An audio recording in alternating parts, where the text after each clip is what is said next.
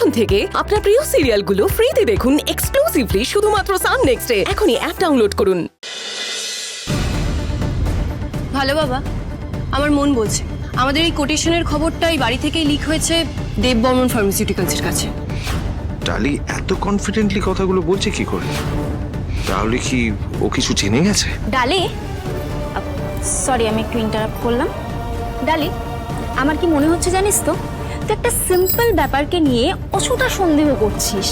দেখো ঝুম দিদি, আমি অহেতুক সন্দেহের বশে এই কথাগুলো বলছি না। তাহলে কিসের বেসিসে কথাটা বলছিস? আচ্ছা, আমাদের বাড়ি থেকে যে এরকম কেউ কিছু করবে না সেটা তুইও জানিস, আমরাও জানি। আমারও তাই মনে হয়।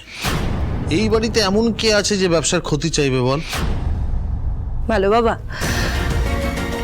আমি রক্তিম দেব বর্মনকে চিনি না, এর আগে কখনো দেখিও না, তার সম্পর্কে কিছুই জানি না। তবে সেদিনের ওই ঘটনার পর আমি ওনার কোম্পানি সম্পর্কে আর কোম্পানির আগের ডিলগুলো সম্পর্কে নেটে যেটুকু তথ্য পাওয়া যায় সেগুলো দেখেছি। আর সেগুলো দেখে এইটুকু বুঝতে পেরেছে যে ওনার অনেক ক্ষমতা। সেদিন মিটিংয়ে উনি যেইভাবে কথা বলছিলেন তার থেকে বোঝা যায় উনি এই ডিলটা পেতে অনেক দূর অবধি যেতে পারেন। কোনো অনৈতিক পথে হাঁটতে তার একটুখানিও বাঁধবে না। আর ঠিক সেই কারণেই আমি তোমাকে না জানিয়ে তোমার অফিসের এমপ্লয়ীদের কল হিস্ট্রি আর মেল বক্স চেক করেছিলাম। কিন্তু স্যার সেখানেও কিছু পাওয়া যায়নি। একটু ফাইলটা দাও স্যার।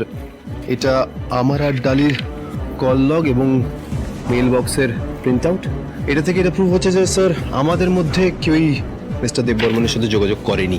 আমরা কেউ দায়ী তার তো কোনো প্রমাণ পাওয়া যাচ্ছে না। তো প্রমাণ যদি না পাওয়া যায় কাউকে দোষী সাব্যস্ত করা হবে কি করে?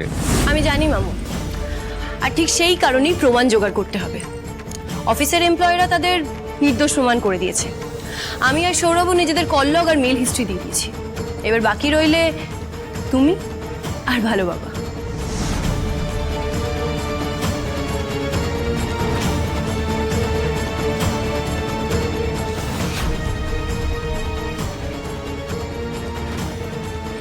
আমি সরি ভালো বাবা, তবে দোষীকে ধরতে গেলে আমাদেরকে এটুকু করতেই হবে।